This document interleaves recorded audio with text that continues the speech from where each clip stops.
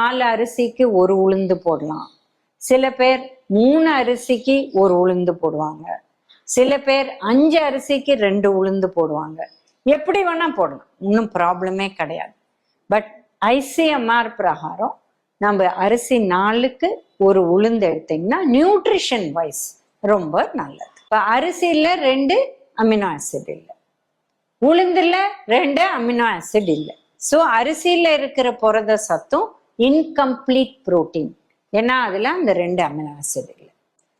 உளுந்துல இருக்கிற புரோட்டீனும் இன்கம்ப்ளீட், ஏன்னா அந்த 2 அமினோ ஆசிட் இல்லை. இப்ப எந்த 2 அமினோ ஆசிட் உளுந்துல இல்லையோ அது அரிசியில இருக்கு, எது அரிசியில இல்லையோ அது உளுந்துல இருக்கு. இது ரெண்டையும் கம்பைன் பண்ணவங்க தான் மேஜிக் பண்ணிட்டாங்க. அதனால அரிசியும் உளுந்தும் நம்ம கம்பைன் பண்றதே கம்ப்ளீட் புரோட்டீன் ஆயிடுது.